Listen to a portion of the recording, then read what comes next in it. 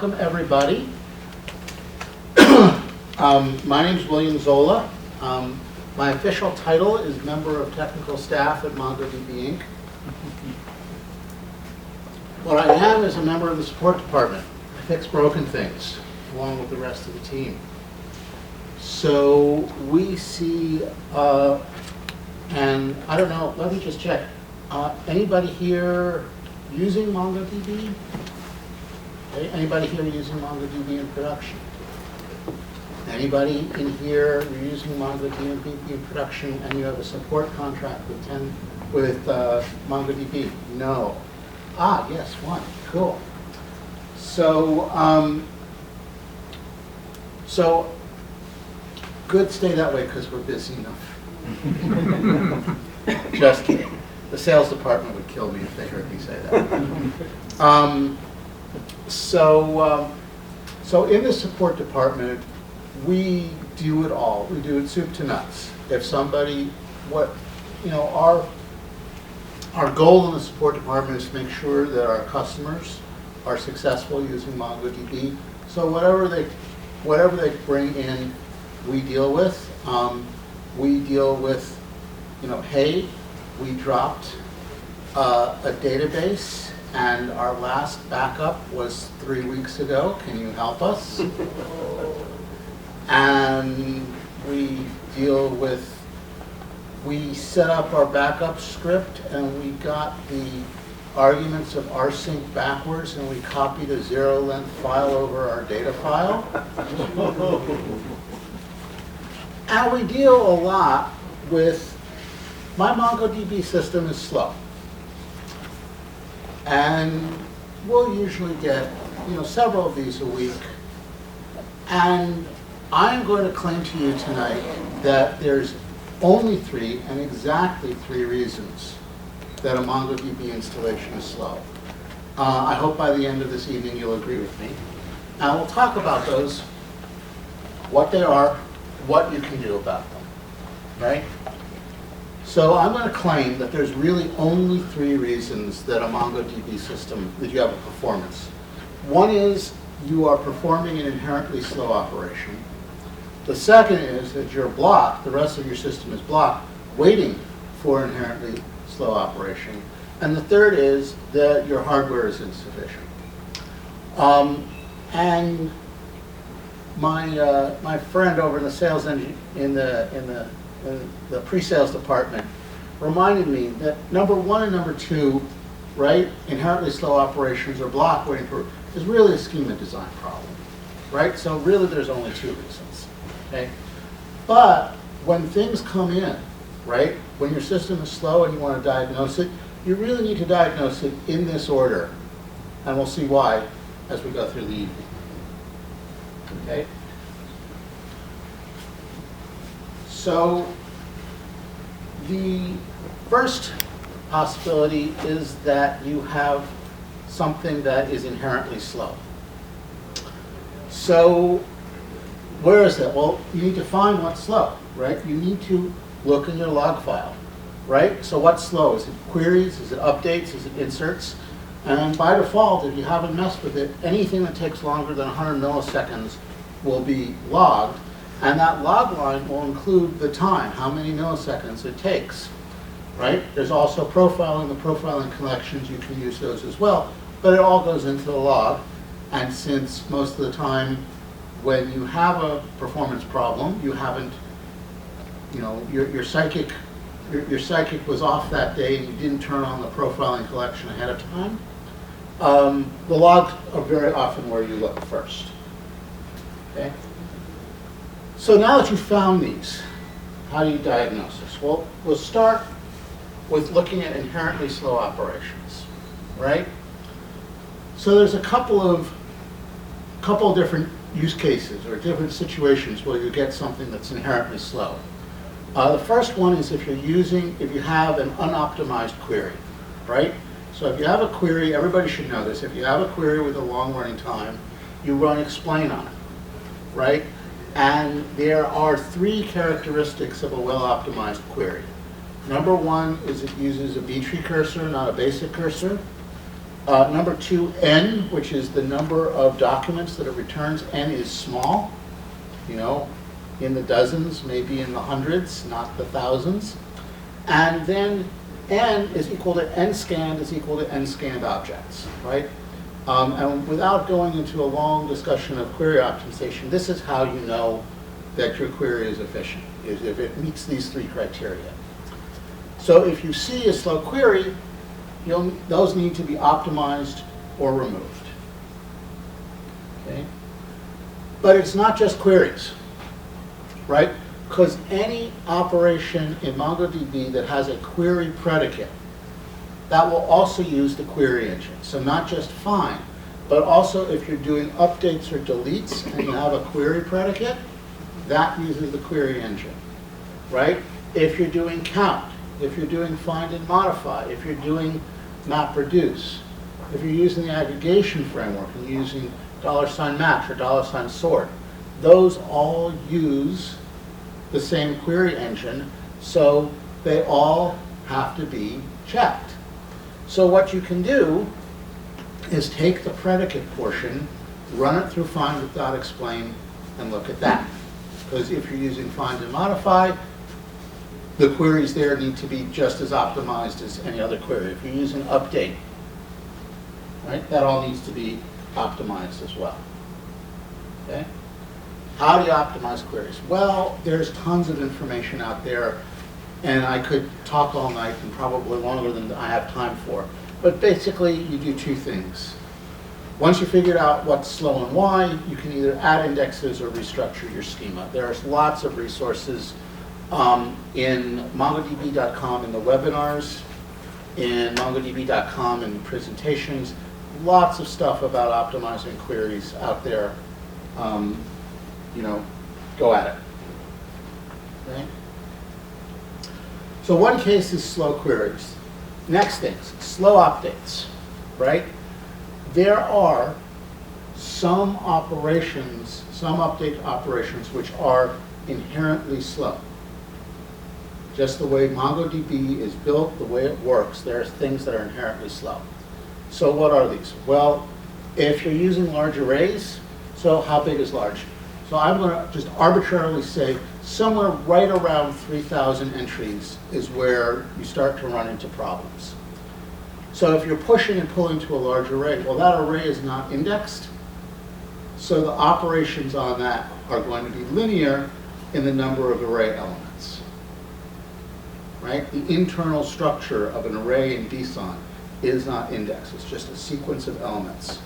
So any operations on that are not going to be, are going to be slow.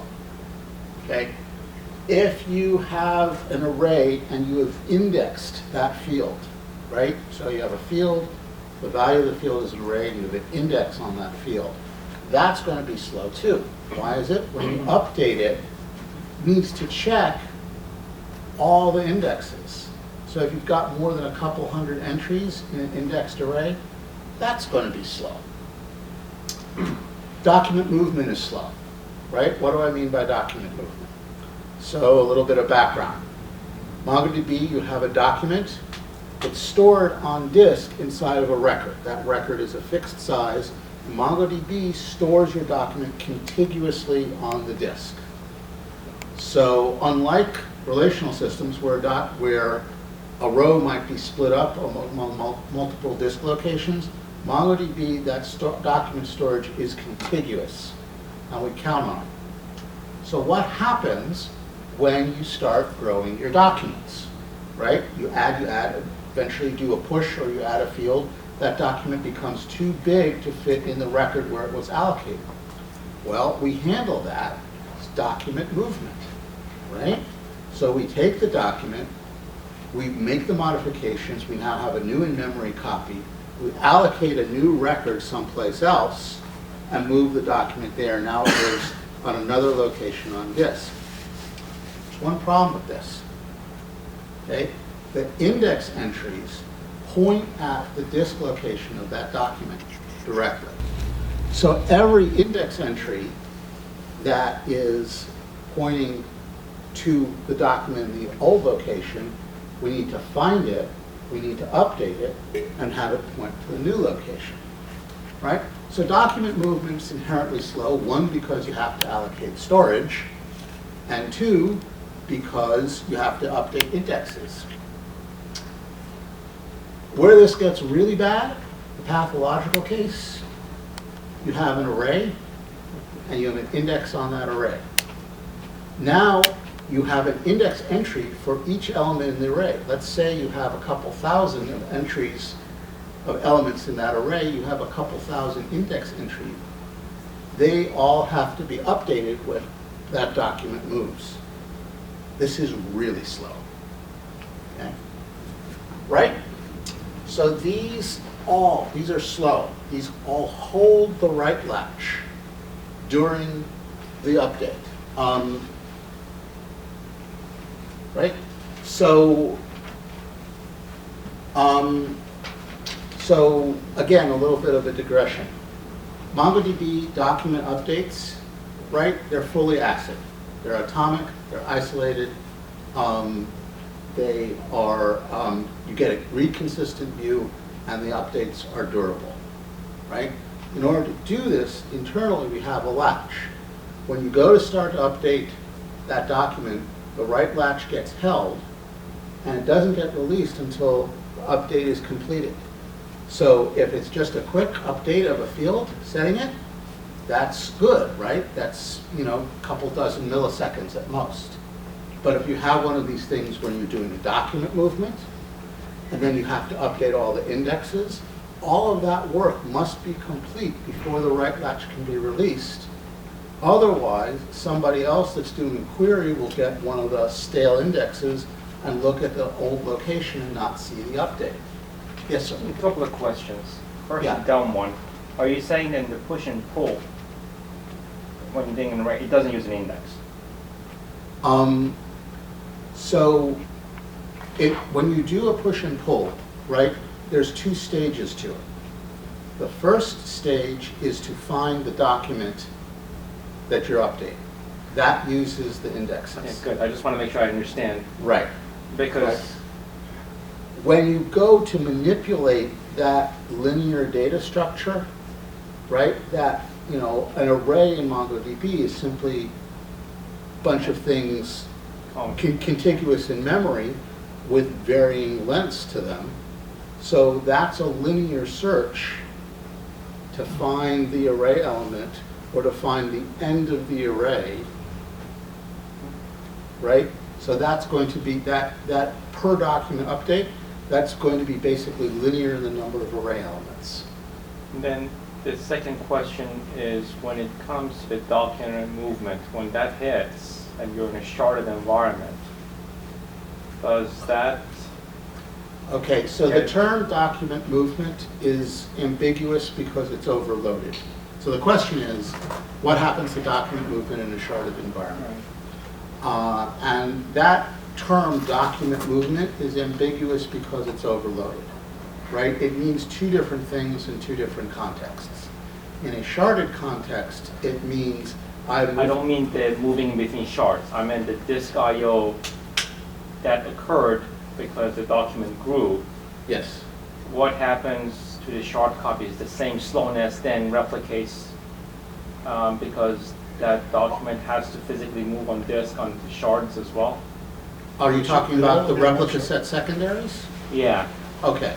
So yes. So the question is, if you have a replica set, you have a primary, and the document has to move on the primary. The question is, does it have to move on the secondaries as well? And the answer is it depends, because each node in the replica set is managing its own storage. So if on the primary, if there's enough space in the record, if the record that got allocated is big enough that it can, that the new larger document will fit in it, then it won't move. When that operation gets replicated to a secondary, it may be on the secondary that the record space is smaller and this one has to move, or it could be exactly the opposite. It could be that on the primary. So each node manages its own storage independently. Does that answer your question? Yeah, it's interesting. I would have assumed that it's the same Disk allocation. The primaries and the secondaries are exact logical copies of each other. They are not exact physical copies of each other, right? The layout of the documents on disk can and typically does vary widely among members of a replica set. And that's okay, Yeah. because, you know, the logical structure is identical. So these things, these are operations which are inherently slow, right? And if you find updates that are slow, you will typically find that what you're doing is one of these. By the way, if you look in the log, you want to know about document movement, right? It'll show and moved. And that's how you know that you moved that particular update, moved a document. So you can actually see that in the log file. So all of these hold the write latch for an extended period of time. Hundreds of microseconds, thousands. I've seen pathological cases, you know, where a single update took a couple, 3 seconds. Why? Because they had a 10,000 element array that was indexed. Yes, sir. So when we're trying to say that document movement algorithm, for example, let's say you updated a document. Yes. Let's say it's a frequent operation. How often does this document movement occur, or what things you could take? Next slide. Okay. Okay.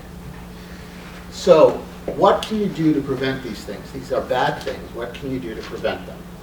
So number one is design your schema to limit the number of elements in an array, right? Arrays are great, arrays are wonderful, but when abused, they will cause performance problems. So I would say a few thousand elements in an unindexed array is probably the end. And if you have an array and you're indexing that array, a few hundred elements is probably as much as you want to go.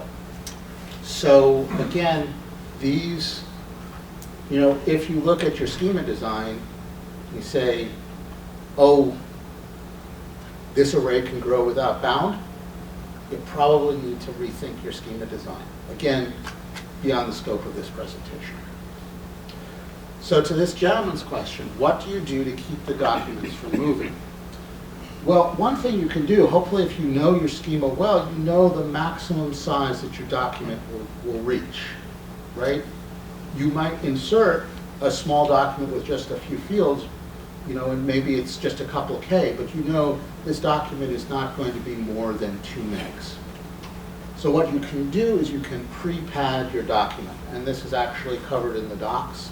But basically what you do is you create a dummy field. If you know it's going to be 2 megs, you know you've only got 2K, you create a dummy field with, you know, a long string works really well with all zeros or, you know, all A's or whatever. You pad your document size so that it is 2 megs. You add the extra, you know, 1.8 megs, and then you save that document. Right? MongoDB will see how big that document is, allocate the size for that record, and then you delete that padded field. When you delete the padded field, it will shrink the size of the document. The document won't move on disk, and now you've got all that extra space to grow into as you start adding. Yes, sir? Is it better to do padding in that fashion rather than to set like the padding scalar? So you're talking about the padding factor? Correct. Yeah. So the thing about the padding factor is that MongoDB will adjust it dynamically according to what it sees. And very often you as the programmer know better what the padding factor should be or the padding for a new document should be than that dynamically determined. Padding factor tends to be small. You know, padding factor tends to be someplace in the 1.2, 1.4 area, right? But So can't you could do padding as a numeric value that does like a percentage of the document size, but can't you also specify, I wanted to pad out to 1 gigabyte or 1 megabyte or anything No, like you that? cannot. The way you specify, so the question is, can you specify that new documents will be a particular size? And the answer is no. What you have to do is you have to, in your application, when you insert a new document, have to make sure that it is the size that you want it to be, and then delete.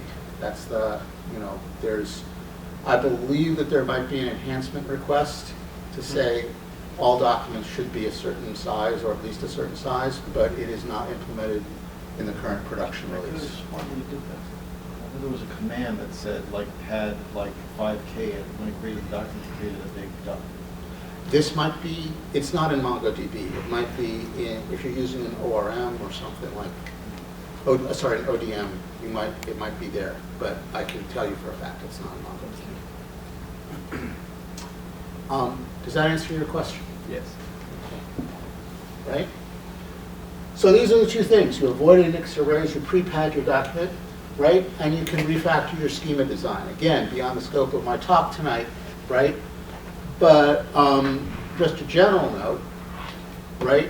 MongoDB schema design is pretty much the opposite of SQL schema design, right? In SQL schema design, what you do, you take your data model, you go through a pretty routine mechanical process to normalize it, and then all the smarts are in building clever queries which pull things back together in interesting ways. MongoDB is exactly the opposite. You start knowing how you're going to query, and you structure a very complex schema design with that rich document model so that you can do very simple queries, right? That's the way you evolve your schema.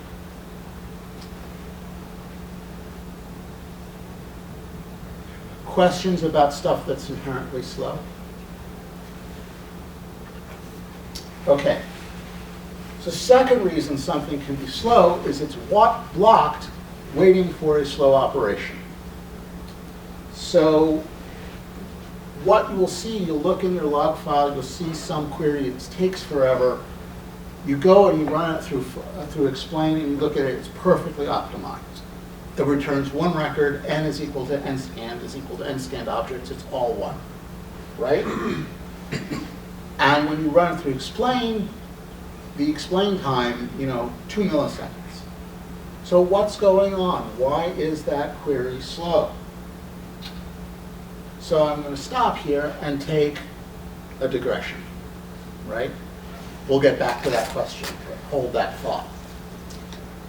So the way MongoDB works, and I talked about this earlier, there's a reader-writer latch for each database. So what does that mean? You can have multiple concurrent readers, but you can only have one single writer per latch, right? And writers block out readers. So if you have 2 operations queued for a particular database, and there's one writer and one reader, the writer always wins, okay? And this is writer greedy, so that if you have a writer queued for a database, all the other read operations will block until that writer completes, okay? Yes, sir? Just another silly question. Is there any way to modify it, or do a database setting so that it's not writer greedy? There is no way to modify that so it's not writer greedy. Would you then use different databases to distributed collections, and at least that's... So there's a variety of approaches to this. The correct approach, in my judgment, is to make sure that your updates are all quick, right? If all of your writes complete in 10 milliseconds, right, then you can do 100 of them per second, right? If you need more than that, then you probably need to shard. Okay. So the other thing is, you may have heard this before, premature optimization is the root of all software evil. So if you have a schema, and if you look at it, and if you've optimized all your queries, and lock contention is your problem, as evidenced by you look at this system in MMS, or you run MongoTop, and you see a high level of read queues, yeah, then at that point and only at that point does it make sense to break out your collections into different databases. What's a high level of read queues? Dozens, I mean, a high level of read queues is one where your application is noticeably slower and you look at it and you see read queue or write through. Right.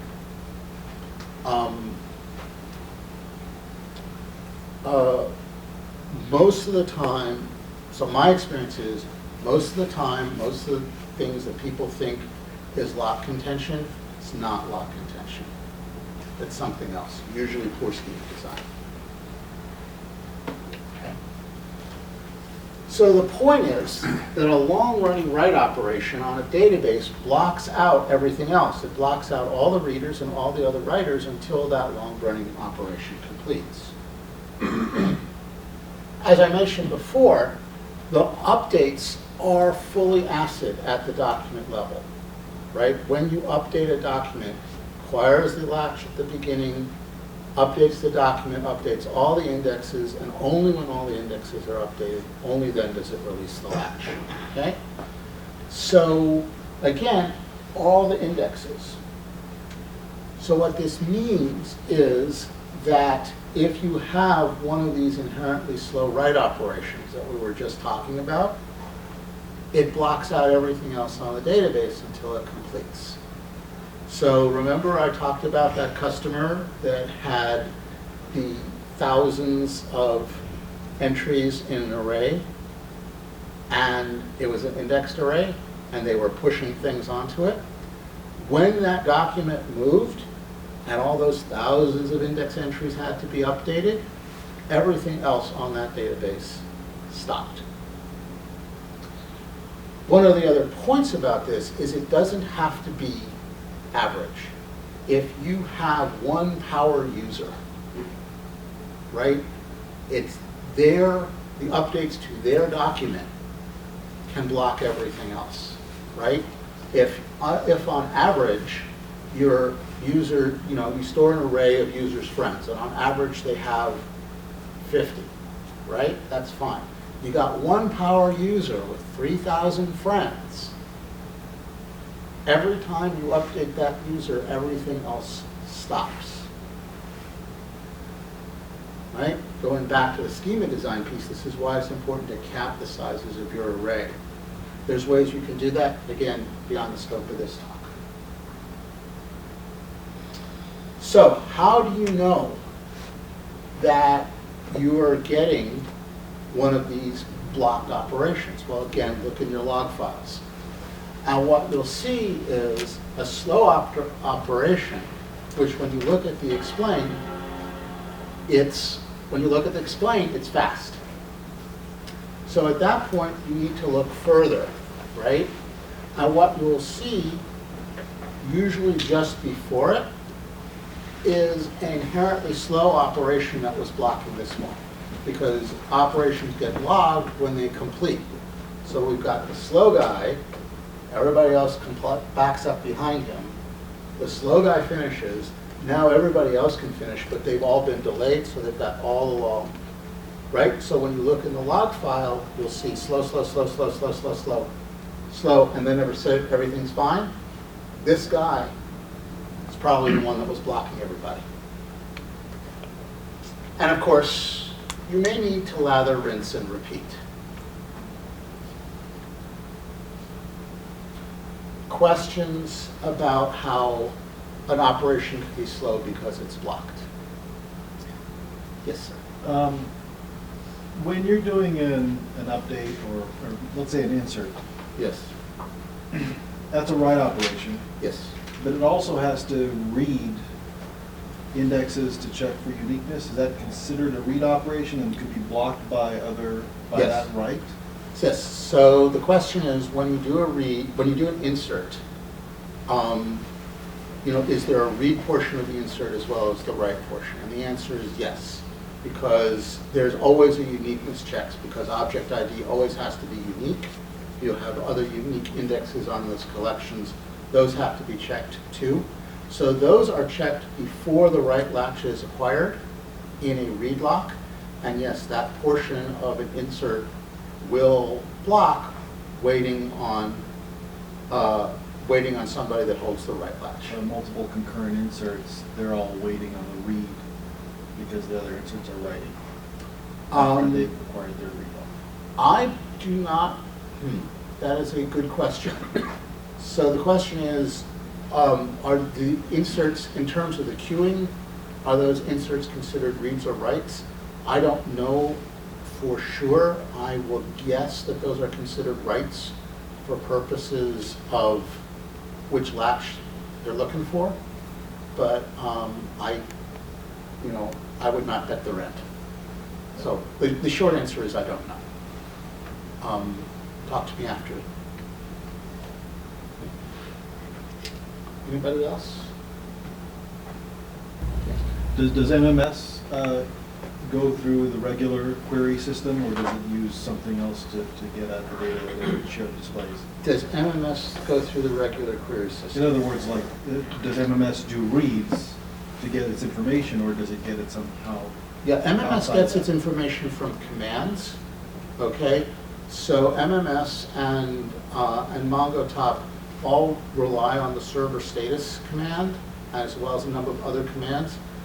Server status is a command, so it blocks waiting on execution, but the data that server status collects is collected internally by MongoDB. There's various counters, so that that operation, the operation of actually collecting the data, happens in the middle of the concurrency stuff. But you might not be able to read it until the lock is done. Yeah, so You yes, still have to wait for a read lock. right, so the server status command does have to wait for a read lock. That is correct. And one of the signs of an overloaded system is you will see in the log file, server status was slow. And generally that means that problem number 3, which is that you have underspec'd your hardware. That's a gross overgeneralization, but it's a useful place to start looking. So, reason number 3, insufficient or badly configured hardware. Okay? So, another reason that MongoDB can slow is that you don't have enough hardware to do the job. But it's important when you're diagnosing to look at this last. Why is this the case? Because if you have a badly tuned query or a badly tuned predicate, or if you have one of these inherently slow operations, it will look for all the world like a hardware problem, but it's not. And you fix the schema design problem, and your quote-unquote hardware problem goes away. So that's why you look at this last after you've eliminated the other 2 as causes. Okay? So here are the most common hardware problems that I see talking to customers every day. Number 1 is insufficient RAM.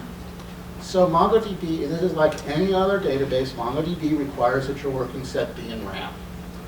But what is different about MongoDB than other operating systems, MongoDB delegates memory management to the operating system, which means that at the MongoDB level, you can't tune memory management. Right? It's all done by the operating system, right? It's a whole bunch of code that we don't have to write. Okay? You can, however, check for this. Look for page faults and avoid them like the plague. Right? The 2 bottom things, this is top, PSV, and MMS. That's the stuff at the bottom. Right? These are the ways that you look for page fault. Top will show you page faulting. PSV will show you page faulting. MMS, there's actually a graph for page faulting. Right? You want to avoid page faults like the plague, because what they mean, especially a consistent high level of page faulting, what it means is that your working set is too big for the amount of RAM that you've got. If and only if, you've optimized all your queries and inserts, because bad queries or bad inserts can look for all the world like not enough RAM.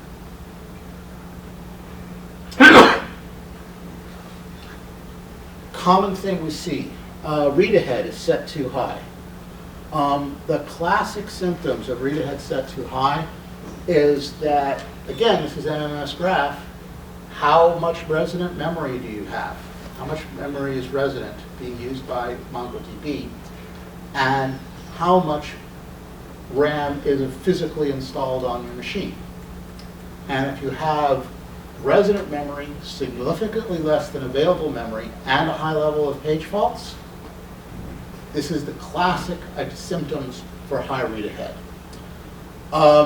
You can, on Linux, you can use blockdev -- report to see what your read-ahead is set to. It's by default, it's set to 256 blocks. That's way too high for a random access system like MongoDB.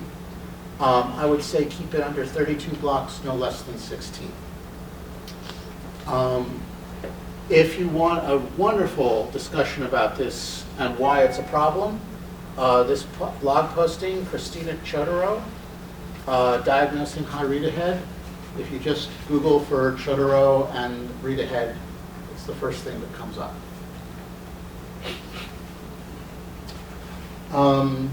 So again, this is something, it's really a software configuration problem, but it presents as a hardware problem. So the read-ahead we don't want to be high because we don't want it to read more stuff into memory than it needs to. So yes, that's precisely correct. High read-ahead is good for sequential reads, but MongoDB does random reads. So if you do random reads and then a read-ahead, all this extra stuff, probably not used, right? It's just wasted.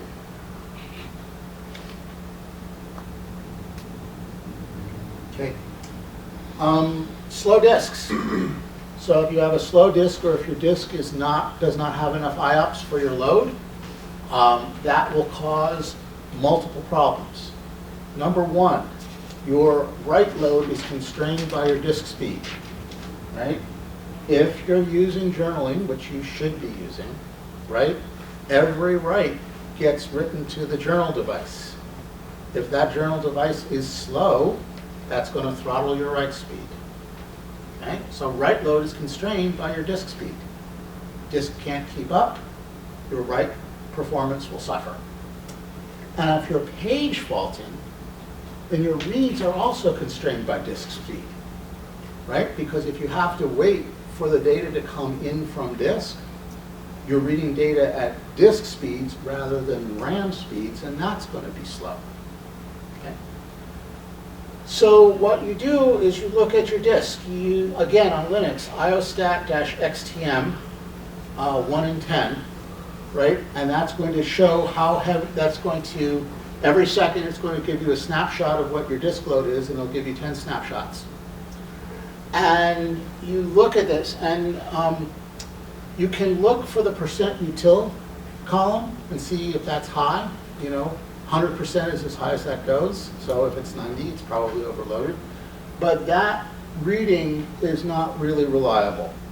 What I suggest you do, there are other columns. Await, which is how many operations are waiting for the disk, and reads queued per second and writes queued per second, right? If those are high, as in not 0, then your disk is probably overloaded. Right? There's those are some of the most common ones. There's other places you can have a bottleneck, right? If you're storing your data on a SAN or a NAS, and that thing and your SAN is badly configured, that'll give you a disk bottleneck. Network bandwidth, right? Again, if you've got network disks, or if you're just pumping out a bunch of data over the network in response to queries and you have a slow network, right? And if all these things are okay and you look at it and your system is overloaded, you may just be trying to pump more through than you can fit on a typical node, and you may need to start sharding, or if you're already sharding, you may need to add shards. Right? But again, you look at this after you've looked at the schema stuff. Okay. Questions about the hardware piece? So, again, I'm going to claim that these three causes, right, these three things that I've talked about, these are the only three causes for performance problems. This covers everything, right? So there's there's two causes. The first cause is that there's an inherently slow operation, right? So that's a poorly designed query, we talked about those, or it's an inherently slow update, we talked about those, right? That's cause number one. Cause number two is that you are blocked waiting for a slow operation, right? So you've got some inherently slow update, everything else is queued up behind that. And again, these two causes have the same root cause. It's poor schema design. Finally, if you go through all your operations and you discover that everything that's slow, you go through all your slow stuff that's logged and you discover nothing's inherently slow, and nothing's blocked waiting for a slow operation, then and only then you can look at your hardware, see if it's enough to handle the test. So that's it. Thanks so much.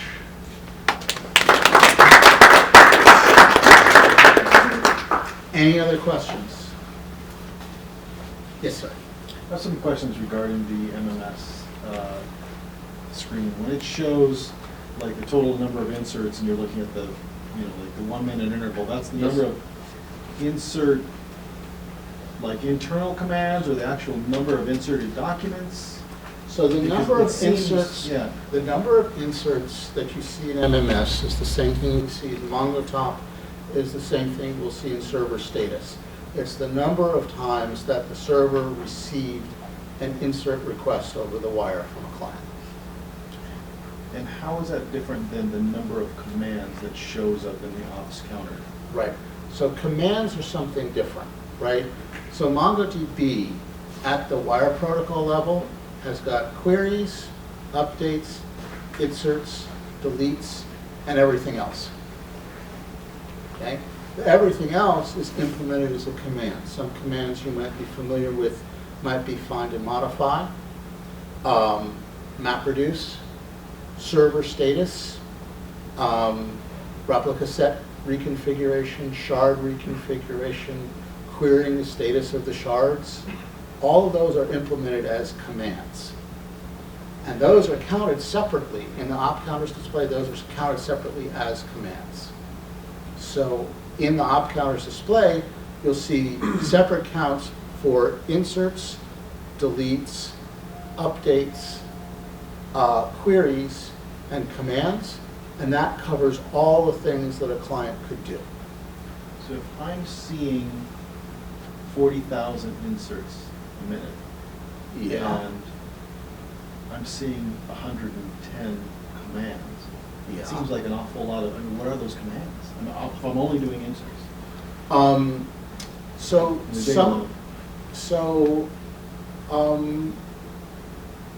Well, number one, you're not only doing inserts.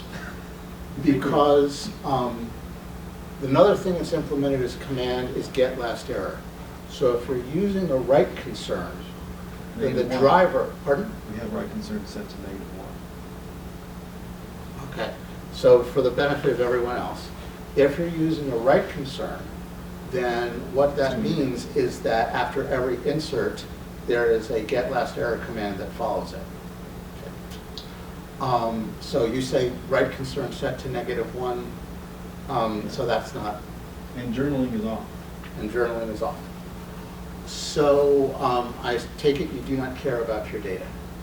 Well, we use it for. And that's okay, Yeah, because there are actually people. we don't, because we can reload it. Right.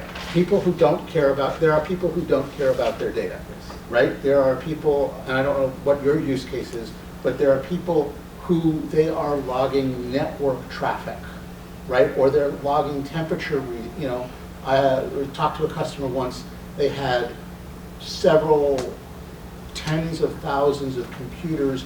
Every minute they were logging temperature readings, a dozen temperature readings.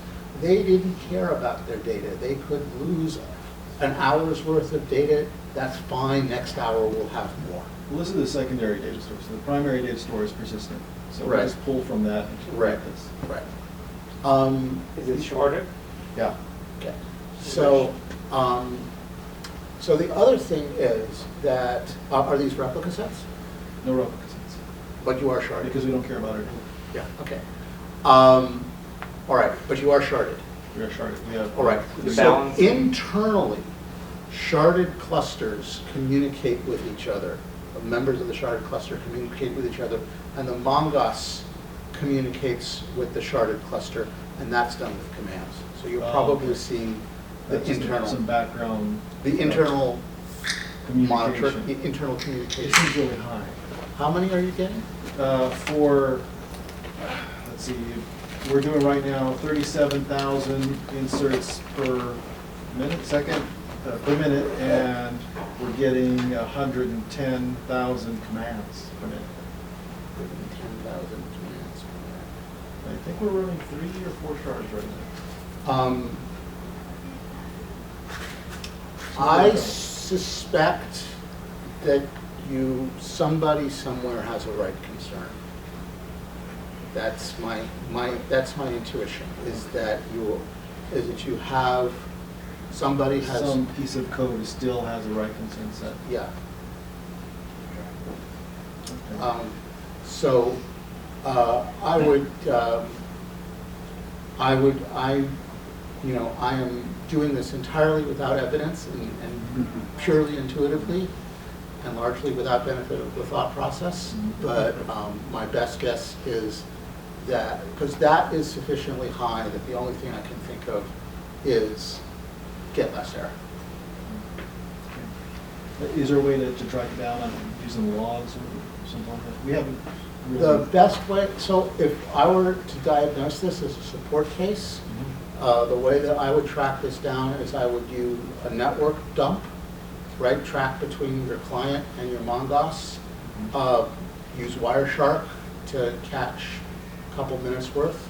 Wireshark has a MongoDB dissector, and and you should see the commands and what the command is, and I'll bet a quarter it's get less error. Yes, sir. Speaking of schema designs, is there such a thing as too many indices? Too many indexes. Yes, absolutely. So, like, if you are doing some writes, you want to have, some reads, you want to have all of them use the same small set of indices, right? Yes, Because that affects your working set. yes. And it also affects the speed of your inserts and updates. All right, I can talk afterwards. Good night, everybody. Thanks for showing up. Thank you.